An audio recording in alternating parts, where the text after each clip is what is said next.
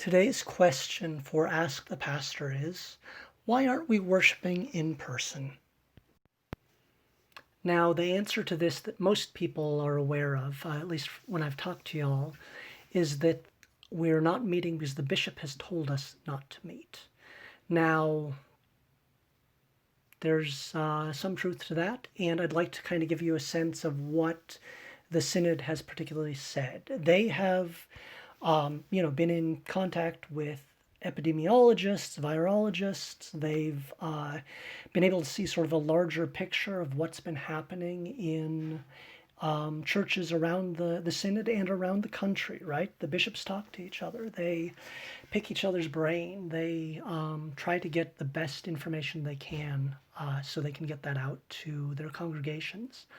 And the best practices they've came up with is that number one, less than 4 cases per 100,000 people indicates a lower disease burden. So that's at that point it's less risky rather than more risky meeting together. That's a point where you could potentially be meeting in person.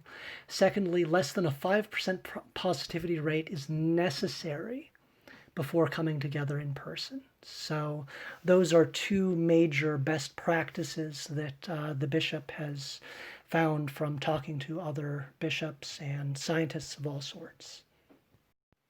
So let's take a look at that first one, cases per 100,000. So according to folk who study this, it is safe to have in-person gatherings when it's less than 4 infections per 100,000 people. Currently, Hunterdon County, our most recent numbers, so from yesterday, was that we had 58 people infected per 100,000 yesterday. Similarly, Warren County, which is right next door and many of our members come from, had 70 people infected out of 100,000 yesterday. And New Jersey in general is at 74 per 100,000.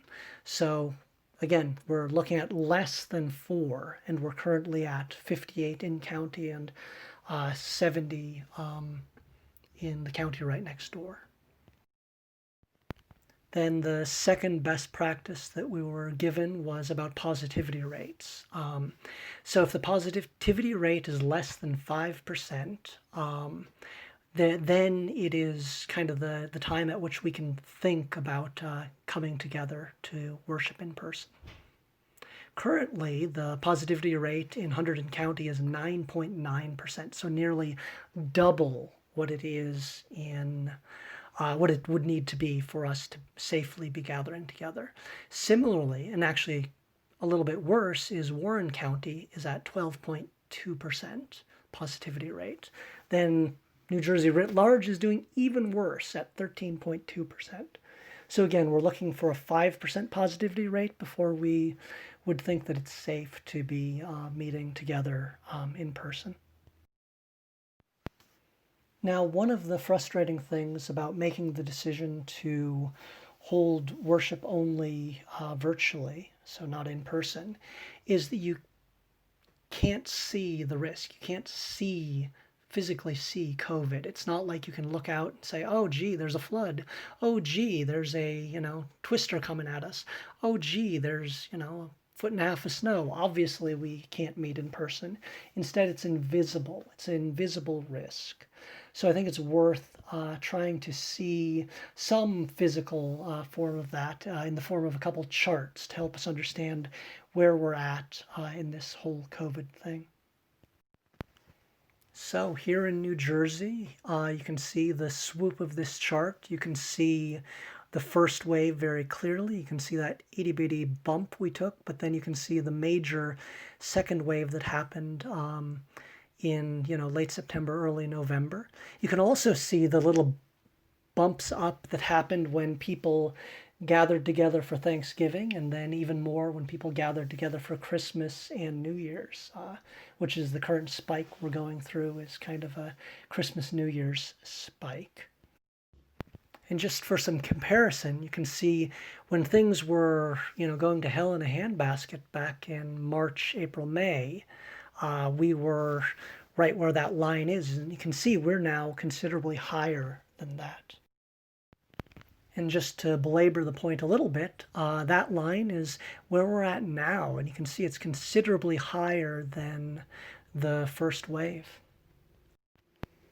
Now here's what Hunterdon County is looking like right now. As you can see, again, we had not that bad back when it was going horrible in most of the state. We had 3 little blips, but no sustained infections back in March, April, May. But as you can see, things have changed this time. We're getting hit in a way that this county has not been hit previously. Again, to get some perspective, that bottom line there is the height of it during the first wave, which again, Hunterdon County didn't really get hit the way most of the state did. And this considerably higher bar here is where we're at now. So again, you can see it's just leaps and bounds above where we were at in the first wave. Moving very quickly to Warren County, you can see sort of a similar thing, a little more sustained first wave, and now things are going considerably worse. Again, just for contrast, you can see where we were at the first wave, which is way below where we're at right now, because where we're at right now is super high up.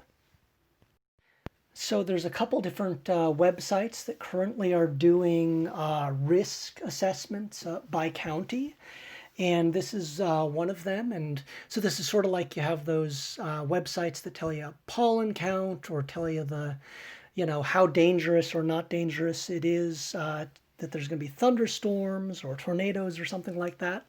So too, currently, this website here shows us where we're at.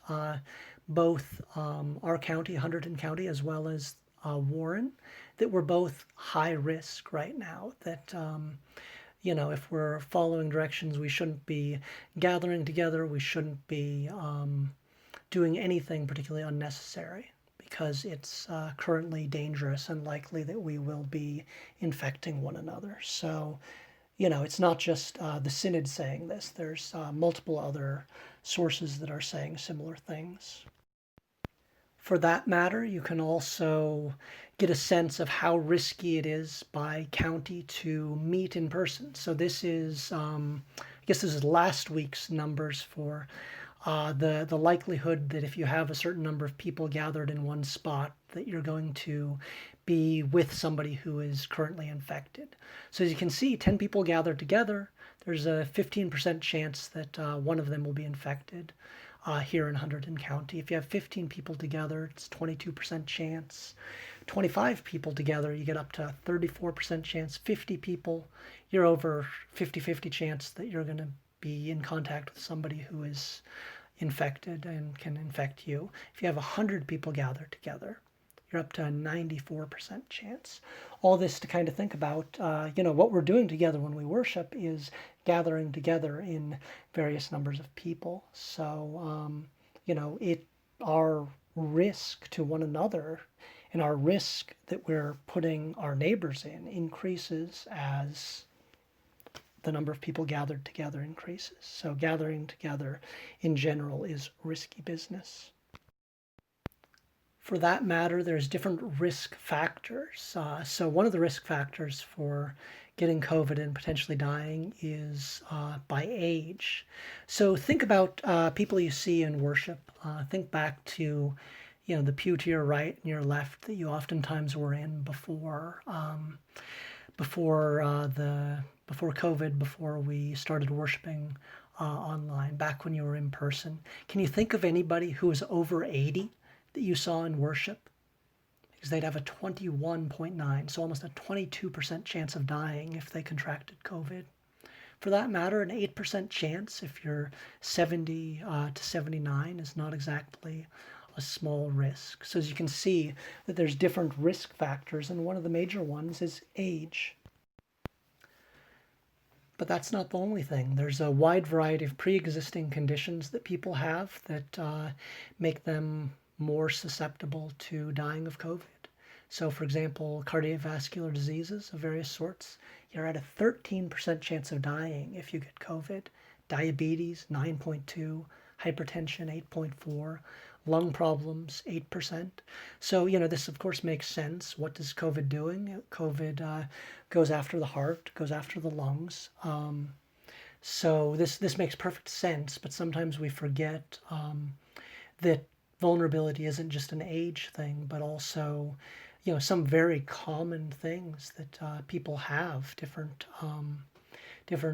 illnesses, different conditions they're in, can lead to complications, especially with COVID.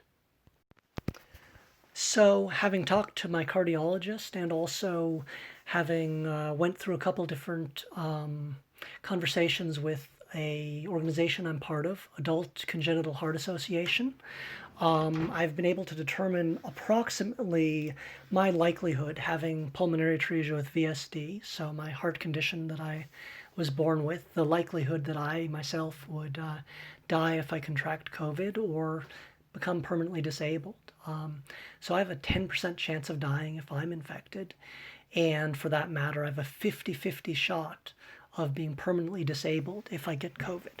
That's really fairly severe odds. So just so you all know, that is one of the things that I do consider with us moving into worship. I mean, it would be just awful if I was no longer able to be a pastor because I contracted COVID and became disabled, or for that matter, if I died, I'd have a hard time preaching the gospel, right? In fact, there's a whole series of psalms where the psalmist continually reminds God that if he's dead, he can't be singing God's praises. So this is definitely part of the whole equation for me is I'm not willing to risk my life or my livelihood to get us in the building, a little earlier. Let's just do something a little bit risky, right? That's not something I'm willing to do.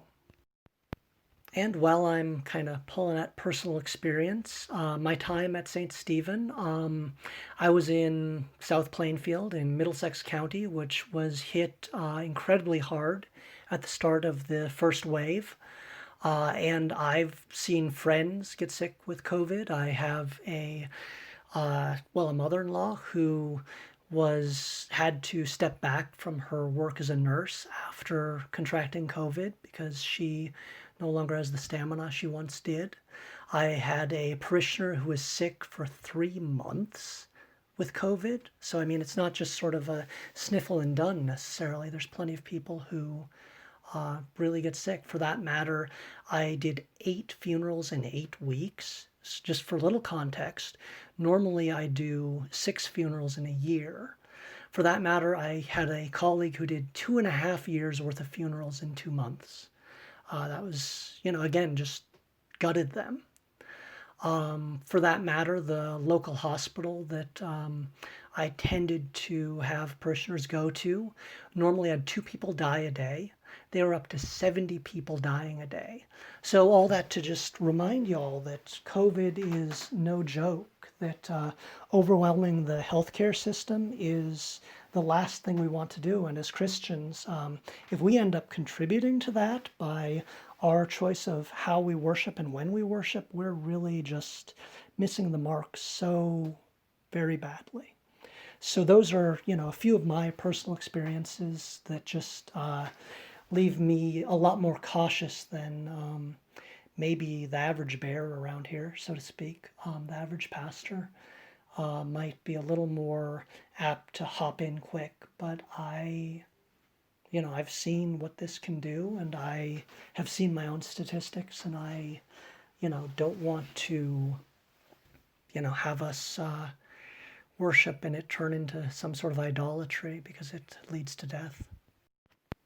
So just getting back to the basic question that you all asked, why aren't we worshiping in person? Firstly, because people with more experience with churches, or at least a wider experience with churches dealing with COVID, both our synod, but also the folk who've consulted with the synod, that the synod's consulted with, epidemiologists, scientists of various sorts, people that deal with airflow management regularly, have told us that there's a point at which it's no longer safe to meet in person, and As you saw, we're way above that right now in a variety of ways. So, sort of trusting that's kind of the first one, but also, as we can see very clearly when we just look at the evidence at hand, we're in the highest peak of virus wave so far.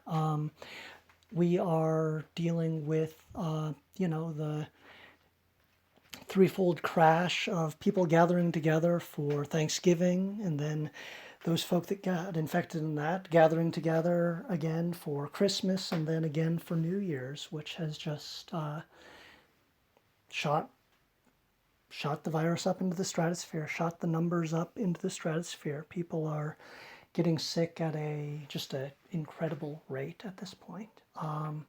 Thirdly, there's these organizations that track safety levels, sort of like how weather centers track hurricanes. So too, this group has looked at, these various groups have looked at COVID and see in a similar manner that, geez, it's not safe. So it would be like us deciding to meet during a tsunami and the weather service saying, hey, you can't be doing that. That's not currently safe.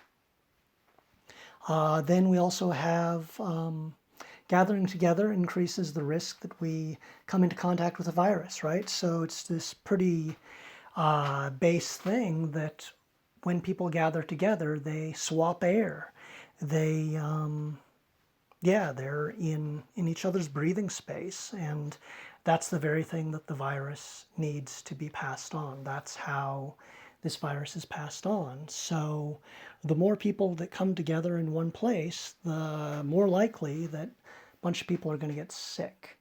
And we recognize that that's one of the major things that churches do. We gather together. In fact, going back to the beginning, there's kind of four things that churches do. We gather, we read scripture, we give thanks to God, and we go out into the world, right? And unfortunately, right now, that first step, gathering, is in fact very dangerous. It ends up doing the opposite of what Christian community is supposed to do. Christian community is always supposed to be life-giving, but at this time, there's a grave potential for death dealing if we gather together. So that's another reason why we aren't worshiping in person. Then finally, many of our members, just again, take a moment to look around at who's normally in worship with you. Who are you near? Are there anybody who's over 80? Is there anybody with diabetes or hypertension or heart problems or asthma? Can you think of anybody like that? Well, geez, those folk are at greater danger of dying or being disabled if they contract the virus. So again, there's other reasons as well that we could get into, but those are the major ones, these 5 reasons why we are not meeting in person. Finally, I just wanted to give you a few resources to help you think through sort of the implications of this question and wrestle with what we're dealing with right now. One that I've found especially helpful is the Ulsterholm Update. This is a podcast by, I think it's Michael Ulsterholm. He is a disease expert. He's an infectious disease expert. He wrote the book Deadliest Enemy, Our War Against Killer Germs. And in fact, in one of his chapters, he describes essentially what we're going through now, a mutated COVID virus that comes out of China. He literally names that and describes what happens in a scenario like that. And if you listen through his podcast, it does feel like he hits points pretty well. He's kind of able to see what things will look like 2 or 3 weeks ahead because he's been studying this and living and breathing infectious disease science for most of his life. This is what he does, and he's willing to share that information. I first ran into him because he's one of the people who's been consulting with both the national church and someone who our bishop got to sit in on a conversation with. So the other thing about this podcast, and you can also find it on YouTube, is he is one of the most pastoral people around. He's a ELCA Lutheran, and he gets it. He gets that this is incredibly hard, and he's trying to give good information and also trying to help us get through this in one piece, and recognizes that it's also a soul issue, not just a physical issue, that this is a really, really hard thing we're going through. Another organization to look at is CIDRAP, the Center for Infectious Disease Research and Policy. It has all kinds of good resources. It's where I found a whole lot of the resources that I've been using to think through, through things here. Another place to go is the New Jersey government's website. Has a bunch of different COVID information, and as you see here, also information about the vaccine. In fact, at this point, you can go on there and you can sign up to get on the list for getting a COVID vaccine. And in fact, if you're over 75 years old, they bump you straight to the front of the line. So this is well worth doing. And then finally, the New Jersey Synod has all kinds of resources that they can connect you with for dealing with virtual church. On one hand, it's a lot of it's for pastors, but also there's a lot of resources for doing church at home. And I think it's well worth your time. It can help make your primary place of residence also be your primary place of worship as we get through this. So that's all I have for you all. I hope it wasn't overly belabored. I just want to kind of make sure it doesn't feel like I'm doing this in a vacuum or something, that in fact the church is making these decisions based on the best information we have. And I just wanted to give you kind of a look under the hood. Hopefully it wasn't too much information, but enough that you get a better sense of what we're thinking through as we make the decisions we make about worship. God bless.